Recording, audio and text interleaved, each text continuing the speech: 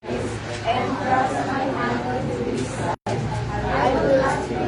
I have prayed this against disciples were with, and Thomas with them, believing Jesus, and Lord physician, and stood in the midst and said, Peace be unto you. Then said he to Thomas, Reach hither thy finger, and behold my hands, and reach hither thy hand, and thrust it to my side, and be not faithless, but believing. And Thomas answered and said unto him, My Lord and my God. Jesus said unto him, Thomas, because thou hast seen me, thou hast believed. Blessed are they that have not seen, and yet have believed. And many other signs truly did Jesus in the presence of his disciples, which are not written in this book. But these are written that he might believe that Jesus is the Christ, the Son of God, and that believing he might have life through his name. Sige, manalangin po tayo. Panginoon, salamat po sa binigyan niyo pong pagkakataon na makapagturo ng iyong salita. Lord, kaya kapag kumilos ko, tulungan niyo po ko, Lord, sa pagsasalita ko. May sabi ko po ito na maayos, maging encouragement po ito sa bawat isa, na huwag pong magkaroon ng unbelief, tulad ni Thomas, kundi po, tulungan niyo po kami na magkaroon ng pagtitiwala, na kung anong sinabi niyo, tutuparin niyo. Kaya Panginoon, tulungan niyo po, na matutunan namin ang lesson po na ito. Gabayin niyo po ako, Lord, at mapurihan po kayo sa lahat na mangyayari. Yung diablo, yung demonyo niya, tanggalin niyo po ulit dito, na magbibigay ng distractions at antok, Lord, sa bawat isa. Tulungan niyo po na makapag-focus ang bawat isa at maintindihan yung prinsipyo sa salita po ninyo. Purihin po kayo, Lord, sa lahat ng bagay na ito. Lahat yung ginadalay ko sa bigay ng pangalan, sa pangalan ni Jesus. Amen. Thank you po. Pwede na tayo makupo. So, ang pag-uusapan po natin ngayon is about Thomas. No? Sino si Thomas? No? Alam lang natin yung Mang Tomas. Pero ano ba sino ba itong si Thomas po na ito? No? Ang laging kilalang disipulo ng Panginoon ay si Peter, di ba? Si Thomas, hindi siya ganong nakikilala. No po? Pero isa siya sa mga disipulo ng Panginoon at 3 taon niya, no? Nung si Kristo, pinili sila ng mga disipulo. No po? 3 taon na naririnig niya si Kristo, preaching after preaching, mirakulo after mirakulo. Pero si Thomas, meron siyang problema. Ano po yung naging problema niya? Meron siyang unbelief. O sa Tagalog ay, ano po? Hindi siya naniniwala. Lalong-lalo na kaagad-agad. No po, hanggang di ko makita, to see is to believe. No po. Minsan ganun po tayo. Ang dami ng mga mirakulo ng Panginoon na pinapakita niya sa atin. Alam niyo po ba, nung Wednesday, pinag-pray natin si Mama ni Sherwin, di ba po? In-announce ko, pag-pray natin, na kailangan tubuhan yata, di ba? Tinanong ko mabuti si Sherwin hindi na daw natuloy. Kailan di natuloy? Nung Wednesday ng gabi. Ano ibig sabihin po nun? Sumasagot yung Diyos ng panalangin. Amen po ba? Okay, mga iba't ibang mirakulo na pinapakita sa atin ng Panginoon. Pinag-pray natin noon si Ate Ruby doon sa bagay niya na may nakita daw. Ano po? Pero nung pinag-pray natin, ano nangyari? Pagkatingin ulit, wala naman pala. Ano po? Si Kuya Willie, pinag-pray natin. Na gumaling siya. Kahapon, nag-birthday. 2 years na. Yung nakalipas. Ano po? Si Kuya Chris, pinag-pray natin. Nagda-dialysis pa rin siya. Ano po? Wala siya ngayon. Hindi ko alam kung nangyari. May sakit yata po. No? Pero may lakas siya. Nakakapagtrabaho sa pang-araw-araw. Ibig sabihin, meron tayong Diyos na nakikinig sa panalangin. Pero alam niyo ba, minsan hindi natin napapansin na kung saan merong mga ginagawang kapangyarihan yung Diyos sa buhay natin, pero meron tayong puso na hindi talaga naniniwala. Na kung saan merong mangyayaring sitwasyon, nagkataon lang. Na po, may pinagpre-pray ka, tapos mamaya hindi nakita, walang findings. Nung una may findings, may nakita, may problema, tapos nagpa-check up ulit, wala na. Sabi, nagkamali lang. Hindi nagkamali yun. Ginawa talaga ng Diyos ng paraan para wala nang makita ulit. Amen po? Yan yung kapangyarihan ng Panginoon sa atin, sa buhay po natin. Pero kung hindi tayo magiging maingat, pwede ka nag-pray at tapos nung nasagot, siguro baka. No? Baka ganito lang, baka ganyan lang. Pero hindi man natin pinasalamatan ng totoo yung Panginoon. Na kung saan, siya naman kasi yung gumawa ng paraan nun eh. Nagpa-test ka, tapos wala nakita. O tapos ngayon, makikita mo, na kung saan okay pala lahat. Ibig sabihin, sinagot ng Diyos. Ginawa niya ng paraan na maging mali yung findings. Amen po? Naalala ko si Ate Red, ganun din. Nung sabi, hindi daw siya pwedeng mabuntis. Meron daw nakitang bukol sa matres niya, ganun. Pero may KK kami, di ba? Ayaw pang nga kumanta eh. Di ba? Na kung saan may mga iba't ibang bagay na kayang gawin ng Panginoon sa buhay natin. Na kung saan minsan, pag nangyari na, may mirakulo na, eto tayo ngayon, di ka pa rin naniniwala. Sabi ng Panginoon, mag-tithes tayo, nag-tithes ka, nagbigay ka ng oras sa Diyos, mayroong mga pagpapala na pumasok, tapos, eto ka ngayon, di ka pa rin naniniwala. Siguro nagkataon lang. Siguro ganito, ganyan lang. Amen po? Ganyan yung nangyayari sa buhay natin. Huwag po tayong magkaroon ng ganon na ugali sa buhay natin. Pag-aralan natin, ano ba si Thomas? Na po, number 1, disciple of Jesus. Isa siya sa disipulo ni Jesus Christ. Na po, sabi niya dito sa John chapter 11, buksan po natin yan. John chapter 11 and verse 16. John 11 and verse 16. Okay? Sabi niya dito, then said Thomas, which is called Didymus, unto his fellow disciples, let us also go that we may die with him. Ito yung panahon na nung si Jesus Christ, babalik siya kay Lazarus dahil si Lazarus, sabi, may sakit daw at mamamatay na. Naalala niyo po yan, hindi si rich man ni Lazarus, ibang Lazarus po ito. Kapangalan niya rin. Kaibigan to ni Jesus Christ, kapatid ni Mary, tsaka ni Martha. Naalala niyo po? Okay. So, nung babalik siya, at merong mga sinasabi na papatayin daw si Jesus Christ. Pero si Thomas, meron siyang commitment and courage. Na kung saan, sige, sabi ni Jesus Christ, babalik tayo. Ay, Lord, mayroong mga papatay sa'yo. Hindi, babalik tayo, sabi ni Jesus Christ. Ano sabi ni Thomas?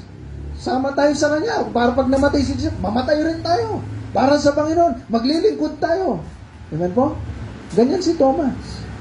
No? Meron siyang totoo na puso na gusto niya maglingkod sa Panginoon. Na kung saan, tayo rin, ganun, di ba po? Gusto natin maglingkod, gusto natin gawin lahat para sa Panginoon. Kahit dumating sa puto, mamatay ako, sige, mamatay na ako para sa Panginoon. Maglilingkod ng buong buo. Ganyan si Thomas. At ganyan rin naman tayo, no po? Pero alam niyo ba, minsan meron rin naman tayong doubt o pagdududa. Meron kang lakas na loob para sa Panginoon, pero minsan may mga mangyayari sa buhay na pero naman pagdududa. Tama po? Ano naman nangyari dito sa John chapter 20 and verse 24? John chapter 20 and verse 24. And when she's 20 verse 24, ano po? Tama ba? 20. Mali binabasa ko. Yan, sabi niya, but Thomas, one of the 12, called Didymus, was not with them when Jesus came. The other disciples said unto him, we have seen the Lord. But he said, except I shall see his hands, the print of the nails, and put my finger into the print of the nails, and thrust my hand into his side, I will not believe. Na kung saan, ang ganito nangyari, nung si Jesus Christ, napako siya sa krus, di ba namatay po siya? Okay? Natapos yung 3 araw, sinabi ng mga disipulo, yung may mga babae, di ba pumunta? Tama po? Naalala niyo ito? Pagpunta, wala daw si Jesus. Sinabi, hindi naniniwala yung mga disipulo. May nakakita. No po, pinuntahan ni Peter dyan. Pinuntahan, wala nga si Jesus Christ. At tapos, nung magkakasama yung mga disipulo, nagpakita daw si Jesus Christ. Kaso wala si Thomas. So, ano nangyari? Basahin natin ulit. Sa verse 25, except I shall see in his hand the print of the nails, and put my finger in the print of the nails, and thrust my hand into his side, I will not believe. Sabi niya sa mga kapwa niya disipulo, sabi niya, hanggat, dahil hindi niya nakita hanggat hindi ko nakikita si Jesus Christ. Hindi ko yung daliri ko sa mga butas ng kamay niya. No? Hanggat hindi ko mapapasok doon sa daliri ko sa tagiliran niya, hindi ako maniniwala. Hindi, ano po? To see is to believe. Ano po? Na kung saan ganyan si Thomas. Minsan may mga mangyayari, no? Meron ka nga namang lakas na loob maglingkod sa Panginoon, pero meron mga pagdududa. No? Sinabi na sa kanila noon, pagkatapos ng 3 araw, mabubuhay ako muli, sabi ni Jesus Christ. Pero hindi siya naniniwala. Alam niya, namatay si Jesus Christ eh. Paano ka naman mabubuhay? Pinagbubugbog ka, latigo ka, pinako ka sa krus, alam niya, patay na eh. Paano mabubuhay? So, tapos sinabi ng mga disipulo, nabuhay daw. So, nagdududa siya. Kumusta tayo? Minsan ganun tayo, di ba po? May mga kapangyarihan na ng Panginoon, ginawa niya sa buhay niyo, ginawa niya sa buhay ng ibang tao. Nakita mo mismo yung kapangyarihan ng Panginoon. Pero ito ka ngayon, nagdududa ka. Tandaan nyo, okay lang naman magduda. Darating talaga sa punto na magdududa ka. Pero wag mong isa puso. Ipapaisip sa iyo ng diablo, pero wag kang mamuhay sa pagdududa. Ina mo ba? Papasok yan eh. No? Gagawa yung diablo na magdududa ka talaga. Totoo kaya sinabi ni pastor, ganito ganyan. Totoo kaya sinabi ng Bible. Totoo kaya tumatayo ako sa tama o magiging okay ako. Totoo kaya ganito, totoo kaya ganyan. Okay? Papasok yan eh. Pero wag kang mamuhay doon. Si John the Baptist, kilala ni John the Baptist. Siya mismo yung nagbaptize kay Jesus Christ. Pero alam niyo ba nangyari na pinakulong si John the Baptist kung pag-aaralan niyo yung Bible? At meron siyang pinadalang disipulo niya kay Jesus Christ. Ikaw ba nga talaga yung Messiah? Biro mo siya yung nag-baptize. Siya yung nag-announce. Sabi niya, ito yung Messiah, ito yung pinadala ng Panginoon. Tapos ngayon, nagduda siya. Kasi bakit? Ba't nakakulong siya? Iniisip niya, yung Messiah kasing ipapadala, akala nilang lahat, pag dumating siya dito, dahil under Roman government po sila, si Jesus Christ yung magiging susi para makalas sila doon. Siguro magkukudita o nung gagawa ng paraan si Jesus Christ para maging malaya yung bansang Israel. Yun yung nasa isip nila. No po? Akala nila ganun yung pagpapalaya na gagawin ng Messiah. Pero hindi nila alam, si Kristo mapapako sa krus para pagbayaran yung kasalanan natin lahat. Si John the Baptist mismo nagduda. Si Moses nagduda. No po, basahin natin to sa Numbers chapter 11. Ipit niyo yung John chapter 20, no? Lilipat tayo sa Numbers chapter 11. Numbers chapter 11. So Matthew, Genesis, Exodus, Leviticus, Numbers chapter 11 and verse 23. 21 hanggang 23. Sabi niya dito, and Moses said, the people among whom I am are 600,000 footmen. And thou hast said, I will give them flesh, that they may eat a whole month. Shall the flocks and the herds be slain for them to suffice them? Or shall all the fish of the sea be gathered together for them to suffice them? Ito yung panahon na kung saan yung mga bansang Israel, di ba po, nandun sila sa disyerto, sa wilderness. Nag-iingi sila, bakit mana lang yung tinapay lang kinakain natin lagi? Sawa kami dito, bigyan nyo kami ng karne, meat. No? Sabi ng Panginoon, sige, ipro-provide ko yan. Nagduda ngayon si Moses. Lord, saan ka kukuha ng karne dito? 600,000. Nakapagpakain na kayo ng 600,000. 600,000 ang papakainin mo. Sabi niya ganyan, at pinangako mo sa amin, 1 buwan mo silang papakainin. O anong gagawin niyo, Lord? Sa verse 22, lahat ba ng mga namin dito, yung mga animals namin, yung mga hayop namin, yun ba yung papatayin? No? At kung pinatay mo yan, mapapakain mo ng 1 month? Yung 600,000? Yung 300 na sa kasal, hirap na magpakain di ba? O paano pa kayo yung 600,000? Na footmen, wala pa yung mga asawa nila at anak nila. Paano niyo papakainin, Lord? Tuloy natin. Sabi niya, or shall all the fish of the sea Kailangan ba lahat ng mga tubig tuloy, lahat ng mga isda sa dagat, kukunin mo, papakain sila 1 month? Anong gagawin mo, Lord? Si Moses nagdududa din, no? Imagine mo nga naman, sabi ng Panginoon, pangako ng Panginoon, nasa disyerto, puro disyerto yun nandito, tapos, papakain ka daw niya 1 month? Karne? Saan galing karne? May maulog na baka galing sa langit? O, sabi niya po dito, verse 23, And the Lord said unto Moses, sinabi ng Diyos, Is the Lord's hand what short? Yung kamay ng Diyos ba maikse? Sabi niya ganyan, Thou shalt see now whether my word shall come to pass unto thee or not. O papakita ko sa iyo kung tutuparin ko ba talaga yung sinabi ko o hindi. At kung pag-aaralan yung ginawa ng Diyos, yung mga ibon, pinababa niya. Lumilipad sila pero mababa. O hanggang sa uhuliin mo na lang. 1 month yun. Nakuha niyo po? Bakit? Yung Diyos kaya niyang mag-provide ng pangangailangan. Kaso minsan kasi, nandun tayo. Nagdududa tayo. Pero panghawakan mo kung ano yung sinabi ng Diyos. Kasi naniniwala ko, sinungaling ba yung Diyos? Kung ano sinabi niya, tutuparin niya. Napo, magtiwala ka lang ng buong buo. Minsan hindi man kaagad na darating yung sagot. Napo, pero lagi niyang tandaan, meron pa rin sagot. Yan po. Number 2, bilis lang tayo. Demonstration of God's power. Ano yung ibig sabihin ng demonstration? Sa salitang demo. Nakakita na kayo sa SM? Sasabihin, Ma'am, sir, lapit po kayo dito. Meron kami pinopromote. Tingnan niyo po ito, ganito, ganyan. Dililinisin ko. Tingnan niyo. Yan, binrush ko. Luminis, di ba?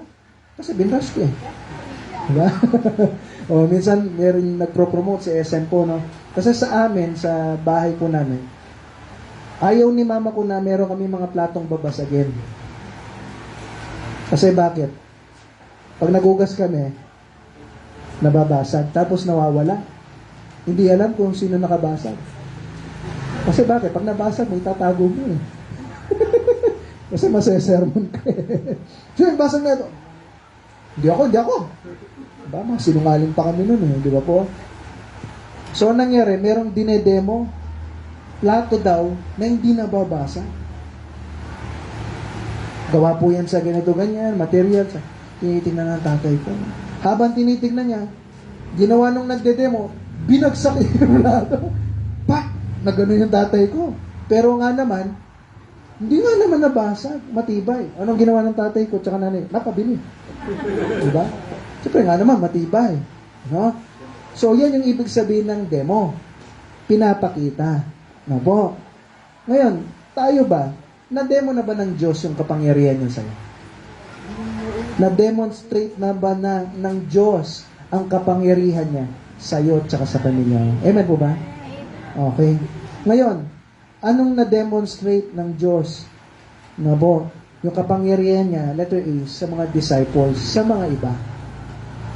Na po, hindi kay Thomas sa mga iba. Sa mga iba, at not to Thomas. Na kung saan, marami mga Kristiyano na po, napatunayan na nila yung kapangyarihan ng Diyos. At matapang silang sinasabi, ganito po, nagte-testimony sila, ganito yung ginawa ng Diyos sa buhay ko. Pero ito ka ngayon, hindi ka makarelate. Bakit? Kasi sila napapatunayan nila yung kapangyarihan ng Diyos. No?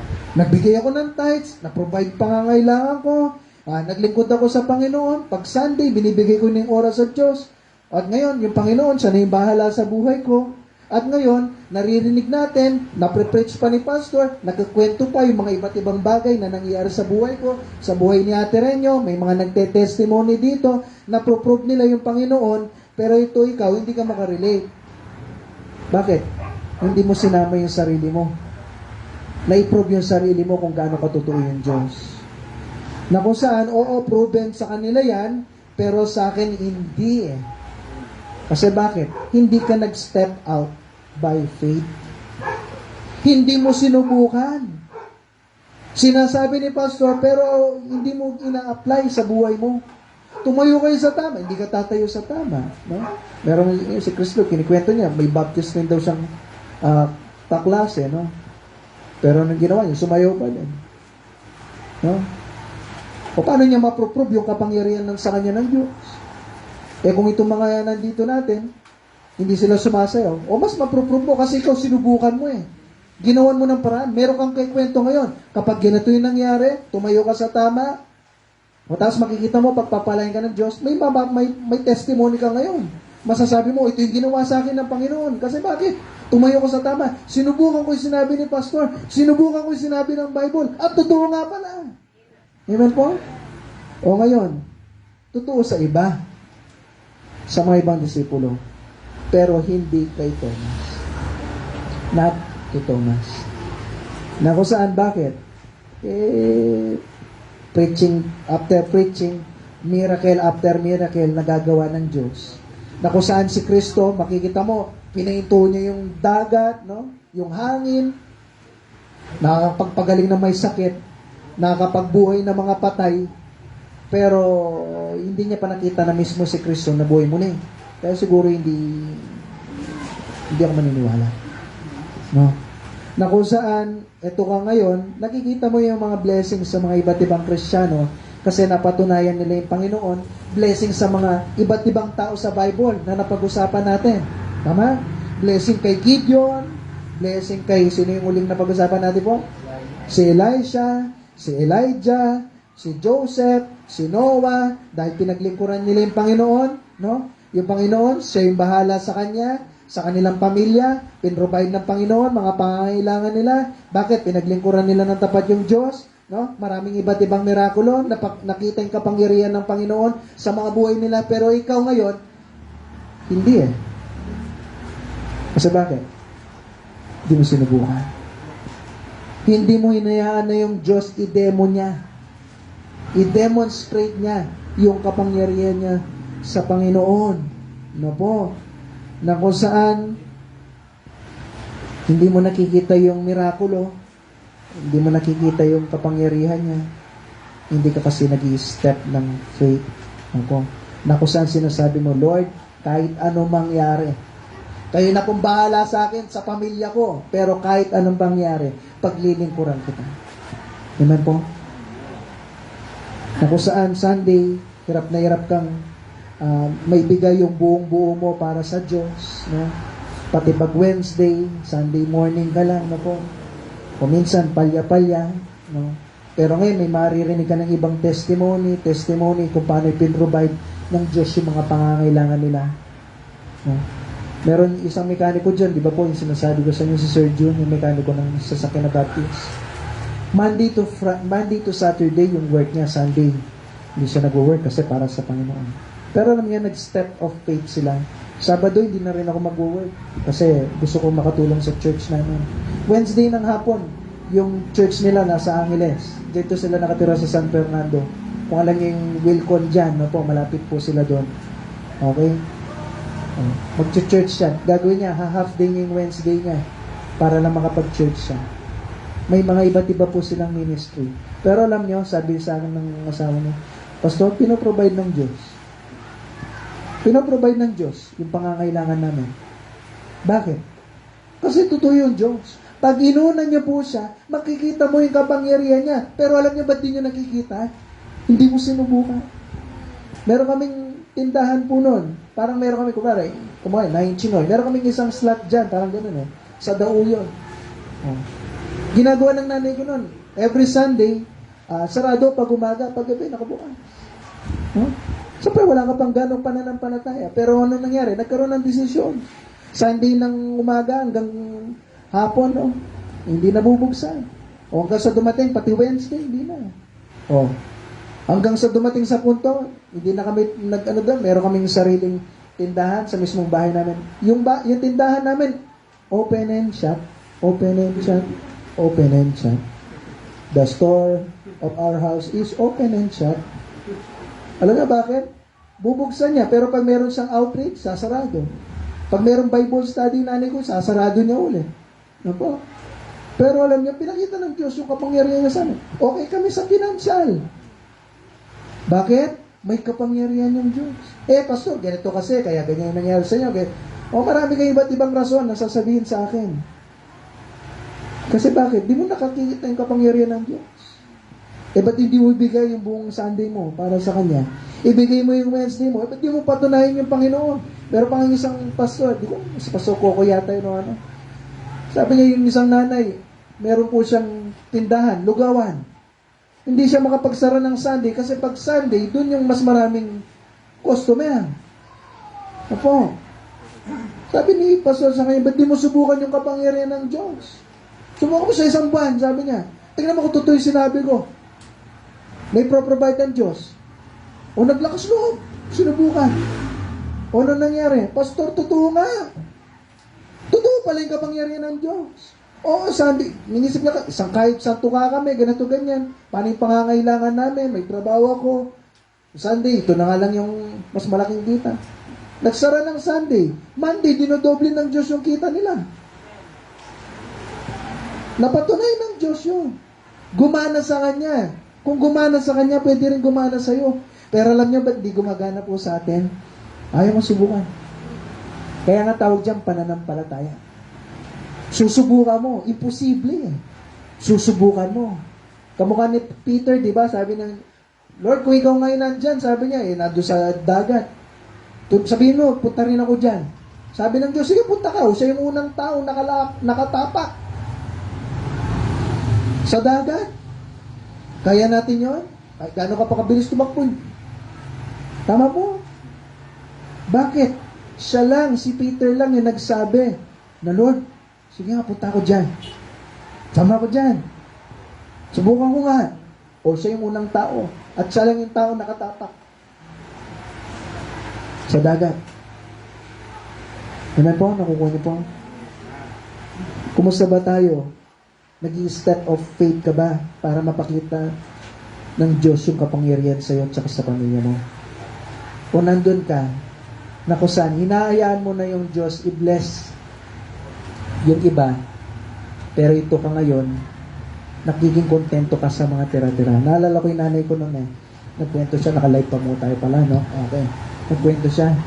Sabi ng nanay ko sa akin, alam mo na, nung bata ka, ganito kasi yan. Noon, yung mga tao walang ilong. Sabi niya, hindi pa sa Kristyano na, wala daw ilong. At tapos, ang nangyari, lahat ng mga yung tao daw, dahil lumihinga lang daw sa bibig, ang ginawa nila, humingi sila ng tulong sa Diyos na magkaroon ng ilong. O ano nangyari? Nagpaulan ng Diyos ng ilong. At yung mga tao daw, pulot ng pulot, pili sila kung magandang ilong, gano'n-gano'n na. Tapos, halos lahat nakakuha na. Ito ka ngayon, tulog-tulog ka pa, wala kang ilong. Sakto may nakitang natapakan,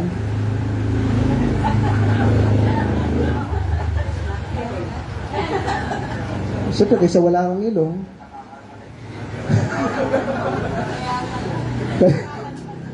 kaya, yun na lang yung yung sumama na o yun daw yung dinikit, kaya tingnan niyo yung mga ilong nyo. Okay. Kayo nang bahala maghusga kung natapakan yan. Okay. Ba, tanghaling gumising. Yun yung lesson doon, mga tanghaling gumising na po. Ngayon, ang tanong. Kaya ba't nakwento ko yun? Kumusta ka sa blessing mo? Yung natapakan lang ba yun sa'yo? Po? Nakikita mo yung iba, pinagpapala ng Diyos. Pero ito ka ngayon, nagiging kontento ka dun sa mga tira-tira lang. Tanda mo, pag naglilingkod ka sa... Kumukha yan, Sunday, nandiyan ka na. Pag bless ka pa rin ni Lord. Pero iba pa rin yung blessing ng mga taong totoo, buo, na naglilingkod sa Kanya. Kamukha ni Elisha. Yun na po, napag-aralan natin last week. Iba pa rin yung blessing sa mga taong buong-buo na naglilingkod. Bakit? Papakita ng Diyos sa iyo yung totoong kapangyarihan niya. Amen po ba? Okay, so last. Tapos natin, ano po? Number 3, declaration of God's Word. Ano ibig sabihin ng declaration? Yung sinasabi. Ano ba talaga yung sinasabi ng Bible? Letter A, not on your will or way. Na kung saan, minsan may mga gusto ka na mangyari sa buhay mo, hindi sa sitwasyon mo o sa kagustuhan mo na mangyari. Kamukha ni Job. Kilala niyo si Job, di ba? Faithful siya sa Diyos. Naglilingkod to ng tapat. Pero kung sino pa yung naglilingkod, sila pa yung sinusubok, tama? O sinubukan po siya. Oh, anong ginawa niya? Sinumpa niya ba yung Diyos? Hindi, naglingkod ng tapat. No po. At nung naglingkod siya ng tapat, maraming araw, maraming buwan siguro, hindi sinabi ng Bible, nagtatanong siya sa Diyos, bakit, no? Ganun naman tayo, tatanong natin, hindi na kasi natin alam. Pero ang ginawa niya, totoo siyang naglingkod, hindi naman niya sinisi yung Panginoon, pero anong ginawa ng Panginoon? Pagkatapos nun, sabi ng Job chapter 42, buksan po natin yan. So, Job, Psalms, no? So, gitna ng Bible, Psalms, balikan ng konti. Job 42, and verse 12. Sabi niya dito, so the Lord blessed the latter end of Job more than his beginning, for he had 14,000 sheep and 6,000 camels and 1,000 yoke of oxen and 1,000 she-asses. Okay, sabi sa verse 13, she had also 7 sons and 3 daughters. Okay, at sinabi yung mga pangalan nila. Ano pinapakita po dito? Dahil naglingkod ng tapat, totoo, hindi sinisi yung Diyos, ginawa lahat para sa Panginoon, ano nangyari po? Binless siya. Hindi man kaagad-agad. Ano po? Minsan gusto natin masagot kaagad. Ano po? Yung mga panalangin natin, tumatayo ka sa tama, gusto mo, masagot ka agad. O, na-prove ko na ba? O, sabi ni Pastor, pag pinaglingkuran siya, o, nasaan? Nasaan yung pera? Nasaan yung kapangyarihan ng Diyos? Gusto mo kaagad-agad eh. Tandaan nyo, totoo yung sinabi ng Bible, pero hindi sa oras at plano mo. Yan na po. Okay, hindi rin sa gugustuhan mo. Naalala ko na, si Alton yata yung nagsabi nun eh. Isa sa shinare niya, tumayo sila sa tama, hindi sumayaw, anong ginawa ng Diyos? Lahat binigyan ng grade kahit di sumayaw. Pero hindi ka pa napagod kay Kakakembot. Nabigyan ka pa ng grade. Ano po? Pero isa sa tanong niya, ano yung tanong niya? Pero tama ba yung ginagawa namin? Tinanong niya, Anton, tama ba? Patunayan nyo nga. Pinatunayan ng Diyos. Pero hindi lahat, laging ganun. Sabi ko nga kay Anton. Paano kung bumagsak pa? Paano kung tumayo ka sa tama, parang mas lalo ka pang na problema? Anong dapat gawin mo nun? Tayo ka pa rin sa tama. Hindi naman ka agad-agad kamukha ni Job. Pero merong blessing. Hindi man minsanan na kung kailan mo gusto, doon matutupad. Ang tagal mo sa loob ng church, ilang taong ka na, may mga panalangin ka na hanggang ngayon din pa rin matupad. Ano po? Maglingkod ka pa rin ng tapat. At naniniwala ako, yung Diyos kaya niyang gumawa ng kapangyarihan sa buhay mo. Ano po? Kahit sa ano pa yan, imposibleng bagay. Yung asawa ng pastor namin, nagkaroon siya ng stage 4 breast cancer. Stage 4. Alam ko, hanggang stage 5 lang yan, tama? Tapos, delikado ka na nun. Ito, malapit na, stage 4. Oh. Naglilingkod niya ng tapat sa Diyos. No? Ano yun, may kasalanan, ganun-ganon. Hindi. Pagsubok. Pagsubok, sinusubukan siya ng Diyos. Nanatiling tapat. Buhay siya ngayon. Siya pa yung nagbigay ng piano sa atin. Apo niyo po? Hindi man kaagad-agad. Dumating pa sa punto na, alam niyo yun yung kinalbo siya. Pero nananatili pa rin tapat sa Diyos. Hanggang sa uli, yung panalangin na imposible, natupad. Cancer-free siya ngayon. May panalangin ka bang imposible na matupad? O kumusta ka? Minsan ganito eh, Lord, sige na, pagalingin niyo ako. Hindi ka pinapagaling ng Diyos. Ano po? Ngayon, sinisisi mo siya. Mag-church naman ako lagi. Sinabi ni Pastor, ganito, ganyan. Hindi naman tinutupad ng Diyos. Hindi. Totoo ka ba? Ay, nag-church ka lang. Hindi ka naman talaga totoo sa buhay mo. Sa loob ng pamilya nyo. Pagka-uwi sa bahay, totoo ka ba? Baka dito mabait ka. Kumusta po tayo sa loob ng bahay? Kumusta tayo? Yung prinsipyo mo ba ngayon dito, pati sa loob ng bahay, pareho lang? Yung pinaniniwalaan mo ba ngayon, dito sa church, same ba yan pag sa loob ng bahay? Naman po? Kumusta ka? Totoo ka ba? Pag wala na nakakita po sa atin, totoo ka ba? Ano po? Sa loob ng bahay nyo, pag hindi kayo nakikita ni Pastor, totoo ka ba? Ano po? Tapos, pag hindi sinagot ng Diyos yung mga panalangin natin, sinisisi natin siya. Hindi. Totoo ka ba? Totoo ba pinaglilingkuran natin yung Panginoon? Na po, si Job ni-reward siya. Tandaan niyo po, hindi sa oras mo, na po, at kung kailan mo gusto. Sabi niya dito, letter B, God's will and God's way. Sabi niya din sa John chapter 20. Balik tayo din sa kwento. Kasi sinabi ni Thomas, kung hindi nagpakita yung Diyos at papasok yung daliri ko sa Kanya, hindi ako maniniwala. No? Sabi niya dito, sa verse 26, and after 8 days.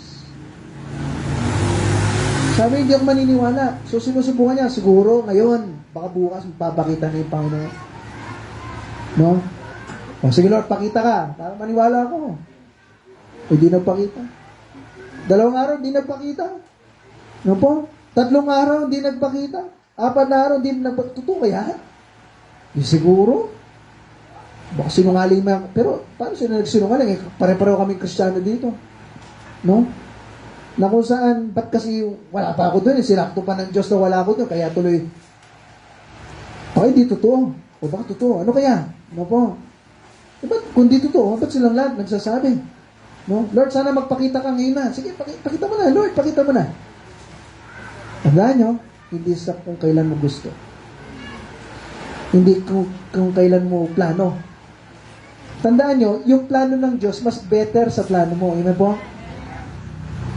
Pastor, ba't di nasagot yung kung ganito lang sana yung nangyari, naging okay sana kami. Naging okay sana yung pamilya ko. Kung ganyan lang sana, okay na. Ano po? Hindi. Naniniwala ko pagdating natin ng langit, tanungin mo sa Diyos, Lord, kung ganito sana yung nangyari, pakita mo nga ito yung gusto ko mangyari at ito yung gusto mo mangyari. Sige nga, i-compare nyo kung ano mangyari.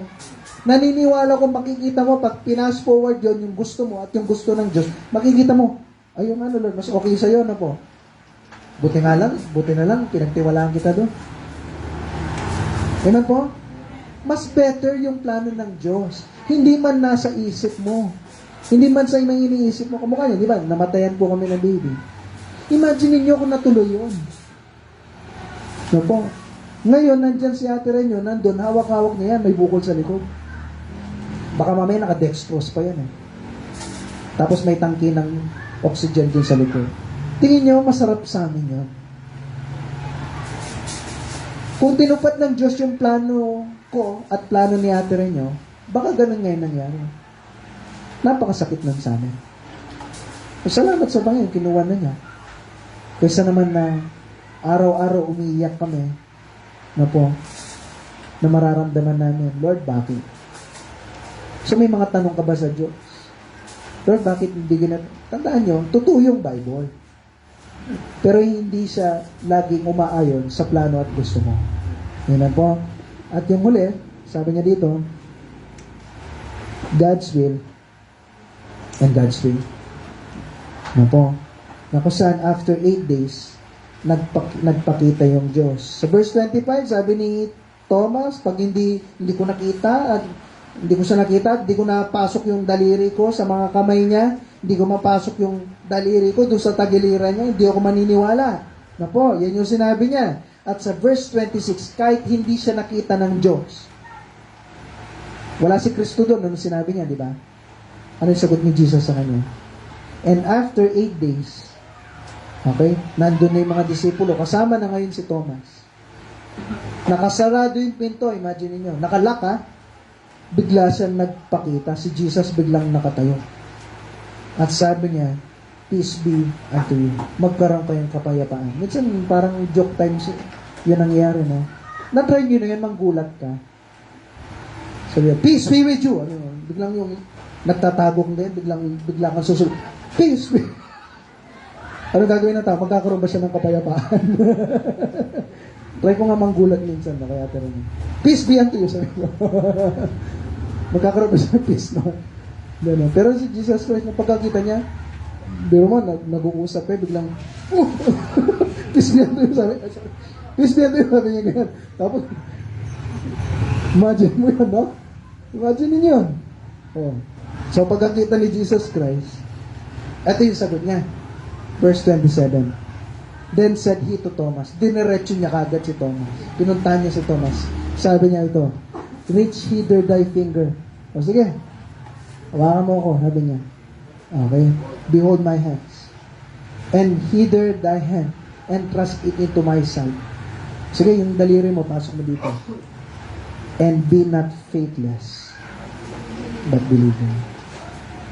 Naku, saan to? Pasok mo, sabi niya. Naniniwala ka, di naman ginawa ni Peter yun. Di na niya ginawa. Ni Thomas, no? Di na niya ginawa.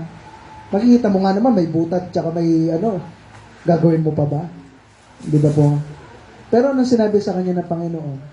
Be not faithless, but believing. No po? Na kung saan, yan yung dahilan bakit kayo tinuturuan, paulit-ulit, maglingkod tayo ng tapat, gusto mo ng blessing, bigay mo lahat para sa Panginoon, wala ka na maraming ibang iniisip, Lord, paglilingkuran kita, oo, tama, may trabaho ka, may school kayo, pero pag araw ng Panginoon, ibigay mo lahat para sa Kanya. Bakit ko tinuturo po sa inyo yun? Bakit ko sinasabi, subukan natin yung Panginoon para makita mo yung kapangyarihan ng Panginoon sa buhay mo. Bakit ko pa ulit-ulit na sinasabi yun? Kasi bakit? Gusto ko na tayong lahat kamukha ni Jesus, be not faithless, but believing. Amen po?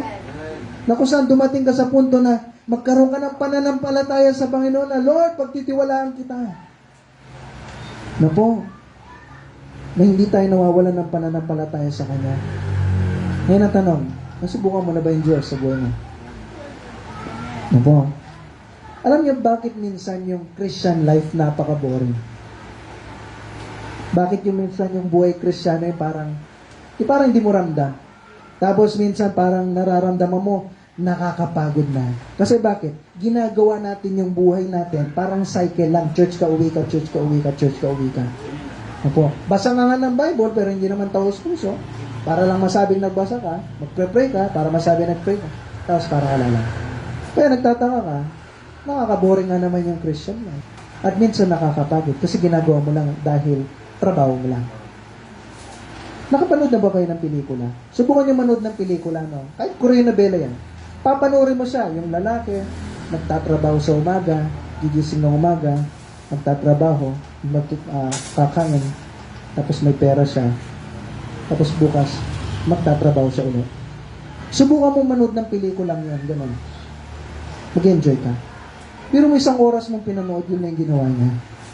Subukan mo manood ng gano'n. Mag-enjoy ka. Kaya gano'n pa kagwapo at kaganda yung Korean novelang yan. Yung artistang yan. Magsasawa kayo. Sasawa ka. Pero ba't exciting yung mga pelikula na?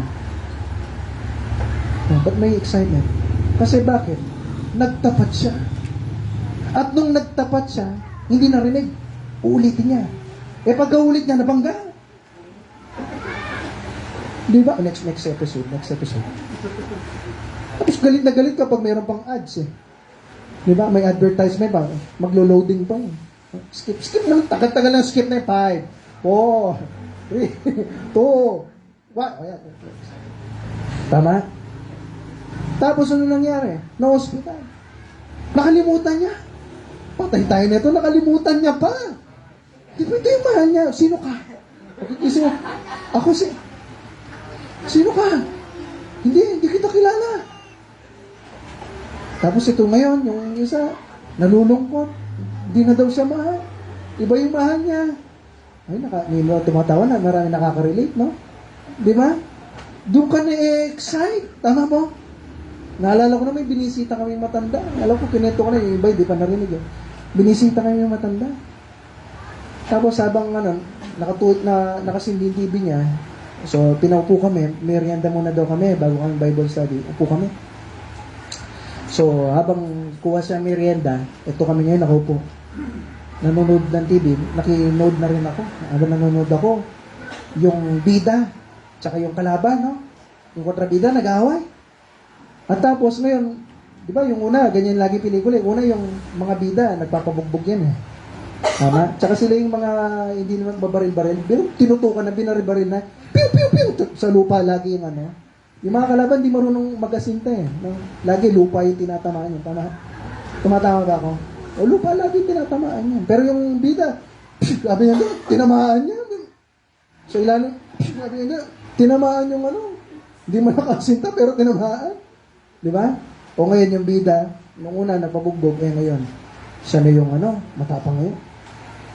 Habang nakaupo kami, yung nanay, kuha yung merienda. Nagulat ako sa kanya. Sige, sabunutan! Gulat ako sa kanya, sabunutan mo!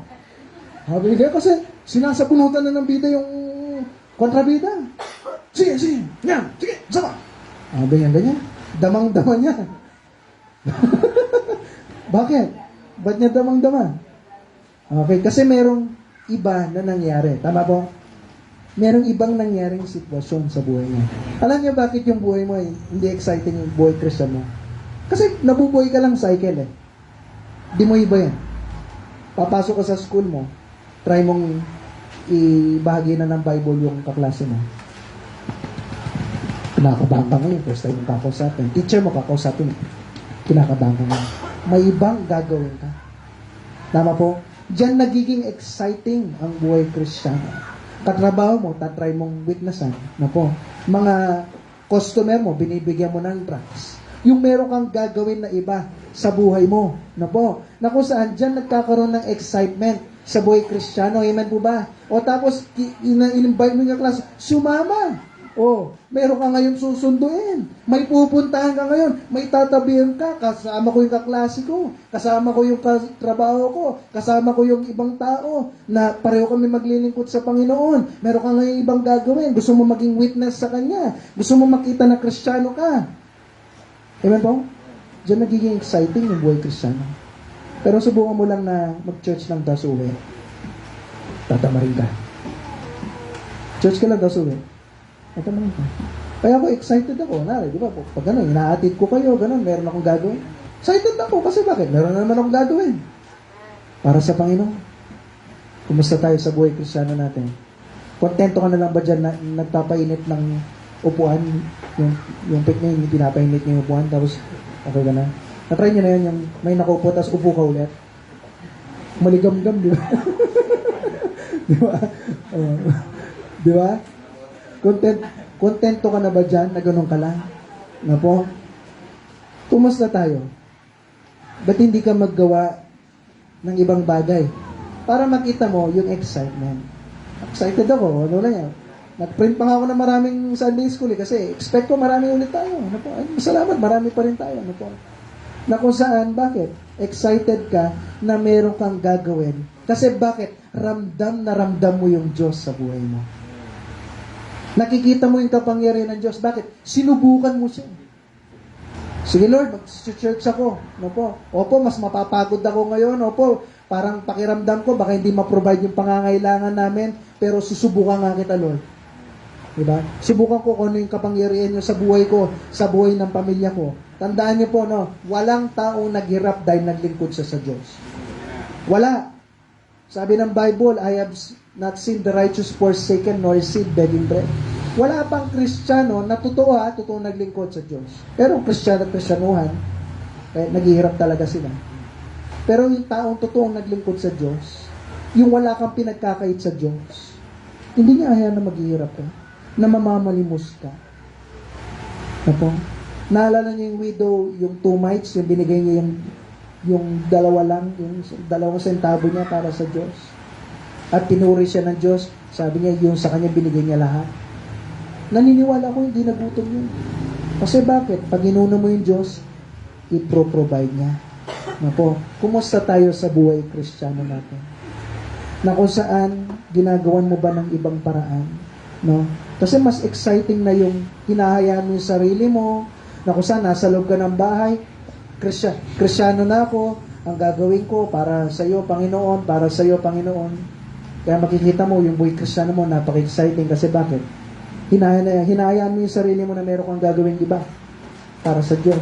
Magbibihis ako maayos sa bahay namin para makita ng iba, Kristiyano na ako. Gagawin ko to para sa Panginoon, para makita niya, Kristiyano na ako. Maghugas akong plato, sinabi ng nanay ko, dati mareklamo ko, ayusin ko yung buhay ko, maghugas ako ng plato, maglilinis ako. Kasi bakit? Haya ko yung sarili kong makita ng iba, Kristiyano ako. O ngayon makikita mo, napaka-exciting ngayon yung buhay Kristiyano.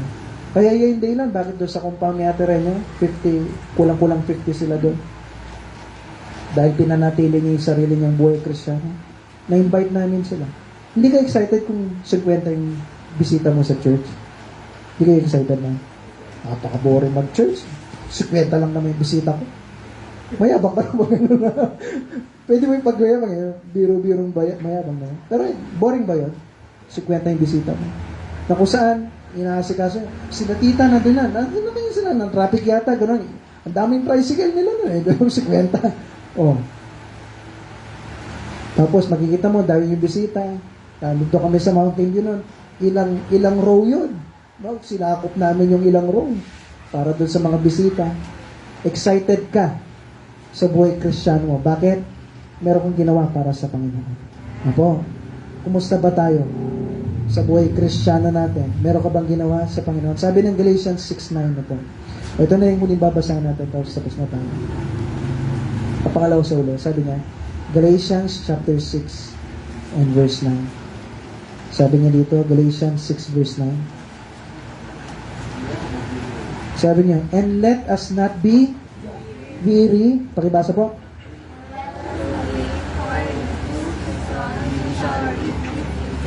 Huwag kang mapagod na gawin niyo yung tama. Ulitin ko po, pakinggan niyo mabuti. Huwag kang mapagod na ginagawa yung tama. Kasi sabi niya, for in due season, darating rin sa punto, sa panahon, hindi sa oras mo, sa oras ng Diyos. We shall reap. Aani ka din if we faint, pag hindi ka naglupay pa. May pinagpre-pray ka ba ngayon na kamag-anak mo na gusto mong maligtas? Seryosohin mo yung buhay Kristiyano mo. No po? Gawin mo lahat para sa Panginoon. Sabi ng Diyos, aani ka din. Matutupad din yan, pero kumusta ka ba? Totoo ka nga ba? 100% ba? Yung binibigay mo yung buhay mo para sa Diyos? O hindi? Kumusta tayo? 100% ka ba? Eh, Pastor, 99.9 lang. Eh, ba't di mo ibigay yung buo? Eh, Pastor, nagkakasala kasi ako. Sino hindi nagkakasala dito? Taas niyo kami nyo. Meron ba? Nagkakasala rin naman ako Pero kaya ko ibigay yung buong buo ko para sa Diyos. Kaya mo ba? Gusto mong pagpalain ka ng Diyos? Gusto niyo matupad ng Diyos yung panalangin mo? Gusto mong gumaling ka sa sakit mo? 100% ka ba? Kaya naman ng Diyos Makapangyarihan yung Diyos natin, naniniwala ako. Pero 100% ka ba? Gusto mong gumaling, gusto mong ganito ganyan, at dami nating gusto. Gusto mong matupad ng Diyos yung pangangailangan nyo, sa pinansyal nyo, 100% ka ba? Eh, Pastor, 100% ako ng mga 5 araw tsaka ilang buwan, ilang taon. Pero napagod ako Sabi ng Bible, magre-reap ka daw if we aani ka pag hindi ka naglupay pa. Hanggat buhay ka, patuloy ka lang. Maglingkuran mo yung Panginoon. Gawin mo yung the best mo para sa Panginoon. Nagkamali ka, ayusin mo ulit. Lord, sorry po. Ayusin ko po. Ano po? Aani ka din. Ano po? Sasagot din yung Diyos. Ano po? Gagawa rin ng paraan yung Diyos na matupad yung pangangailangan natin. At last, buksan po natin. John chapter 20. Ito na yung last verse na bubuksan natin. John chapter 20 and verse 28. Sabi na dito, Thomas answered and said unto him, My Lord and my God. Mismo si Thomas, nung nakita niya yung Panginoon, oo, nagkamali siya noon. Tama? Hindi siya nagtiwala. Pero nung nakita niya, nagtiwala na siya. At sinabi niya, My Lord, ang aking Panginoon at ang aking, sino yung tinawag niyang Diyos? Yan.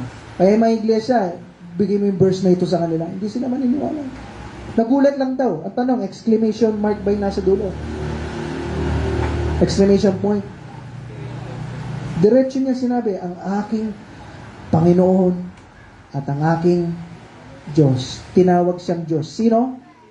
Ngayon, ang tanongin natin to. Si Chris Lord, kahit Chris Lord yung pangalan niya, kung sasabihin ko, ikaw ang aking Panginoon at ang aking Diyos, ano sasabihin ni Chris Lord? Sasabihin mo, oo naman, Pastor. Ano sasabihin niya? Hindi. Sinabi ba ni Jesus na hindi? Babasahin niyo yung verse dyan. Sabi niya, mas pinagpala yung mga taong hindi nila nakita ako, pero nagtiwala sila. Alam mo ba, mas pagpapalain tayo na Panginoon. Di mo nga naman nakita yung Diyos. Di ko rin naman nakita yung Diyos, pero tinashare ko sa inyo. Pero mas pagpapalain tayo. Amen po. Kumusta ka ba sa Panginoon mo? Kung babasahin niyo si Thomas, no? Kung babasahin niyo yung history, hindi sinabi sa Bible, pero si Thomas, sinabi sa history, pumunta siya ng India at nagbahagi siya ng Bible doon. At namatay siya na naglilingkod sa Panginoon. Sinaksak siya ng spear sa likod. Si Bat sa likod. Ako. Naglingkod siya ng tapat sa Panginoon. Napatunayan niya yung Diyos sa buhay niya. Ikaw ba napatunayan mo? O nandiyan ka pa rin sa pagdududa mo? Turan-turo si pastor, pero hindi mangyayari sa akin yan, hindi mangyayari sa pamilya yan. Sa pamilya ko yan, kaya hindi ko susubukan. Imposible. Iba kasi yung storya ko, iba yung storya nila. Kaya hindi mangyayari sa akin yan. Okay? Patuloy ako sa dapat kong gawin, sa gusto kong gawin, sa mga dapat na responsibilidad ko, kahit Sunday pa yan. Ako, kumusta ka? Ba't di mo subukan yung Panginoon? O gusto mo na pinapanood mo yung iba na pinagpapala at ikaw, kontento ka na sa pagpapalang mali. Hindi mo man napapatunayan yung Diyos sa buhay mo. Ba't di niyo patunayan? Okay. Tayo po tayong lahat, tapos na po tayo. Habang nakapikit na mata, natayo ko yung ulo.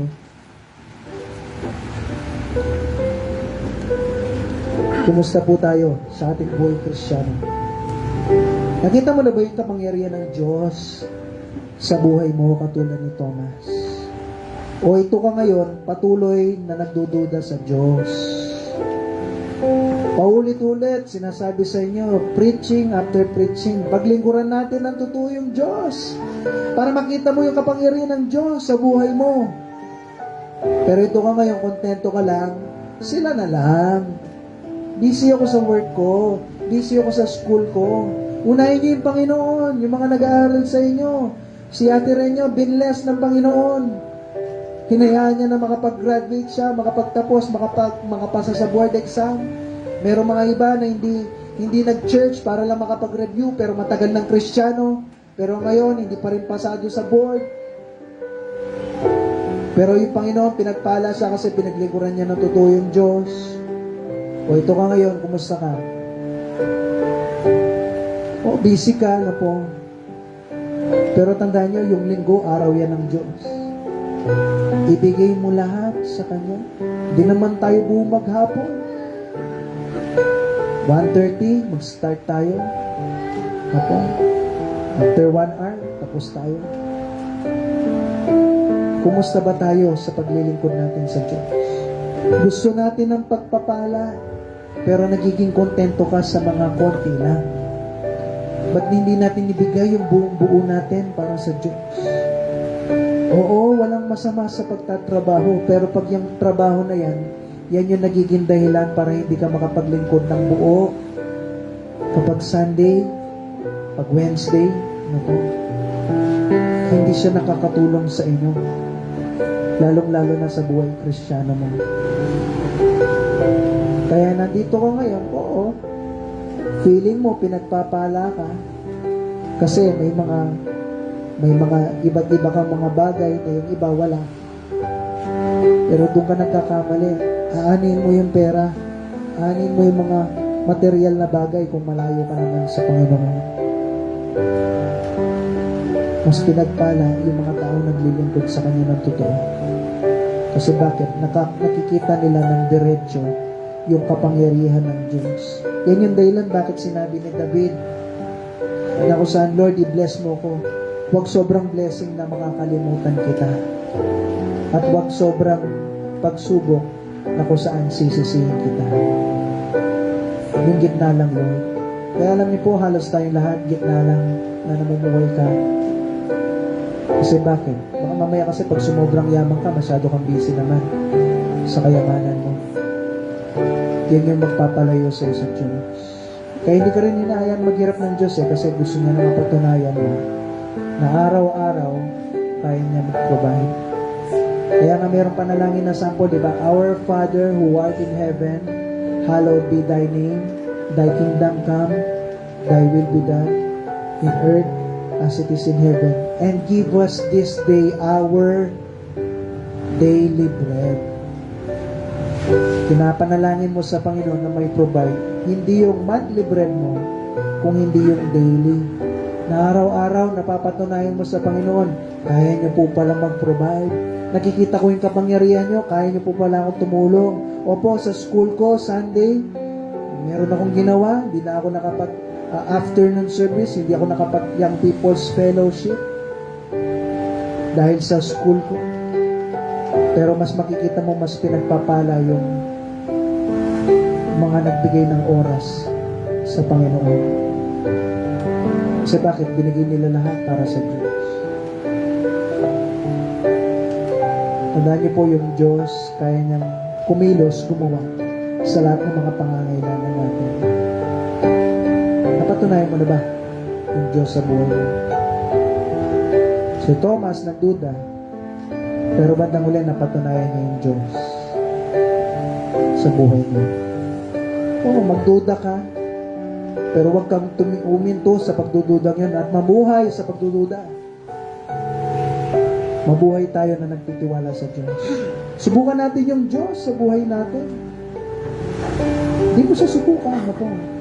At tingnan mo kung totoo yung sinabi niya. Pero huwag ka magmadali. Hindi rin sa oras mo kung hindi sa oras mo. Maglingkod ka ng totoo. Kasi minsan doon ka pa susubukan ng Diyos. Kung gaano ka katotoo. Minsan papatagalin niya yan. Pero gaano ka katotoo. Tandaan mo, sabi ng Bible, we shall reap if we faint not. Aani ka pag hindi ka naglupay-pay. Sige po, manalangin tayo, Panginoon. Salamat po. Salamat, Panginoon, dahil natutunan po namin sa kwento po ni Thomas na kung saan kaya niya pong gumawa ng paraan, Lord. Opo, minsan may mga doubt kami sa puso namin. Okay lang yun, Lord, basta wag namin ipapamuhan. Dapat matutunan namin na labanan to. Matutunan namin, katulad ni Moses, nagduda siya sa inyo, Lord, kaya niyo po ba? Sabi niyo po sa kanya, o ba't di mo ko subukan? Patunayan ko sa iyo. At sinubukan siya ni Moses. At napatunayan po siya ni Moses. Tulungan niyo po kami, gano'n. Subukan namin kayo. Kasi kayo yung Panginoon na dakila, na totoo yung sinabi niya po sa inyong salita. Kasi Lord, kung hindi totoo itong mga to, ano pa yung dahilan ba't nag-church pa po kami? Ano pa yung dahilan, Lord, ba't naglilingkod pa kami sa inyo kung hindi nyo naman pala kayang tuparin yung mga sinasabi niyo po sa inyong pong salita? Kaya Panginoon, tulungan niyo po na bawat isa na nandito, mapatunayan po nila na pag sila po, binigay nila yung para po sa inyo, binigay nila yung buong-buo nila para sa inyo, ay kaya niyo pong kumilos at gumawa sa kanilang pong buhay. Purihin po kayo, Lord, sa lahat ng bagay po nito. Salamat, Panginoon, dahil kay aming Diyos na handa po makinig sa bawat panalangin po namin at lahat ito'y dinadalain ko sa bigilang pangalan sa pangalan ni Jesus. Amen. Okay, so salamat po sa inyo. Salamat po sa pakikinig ninyo pong lahat. Okay, manalangin po tayo. Pag-pray natin ating offering.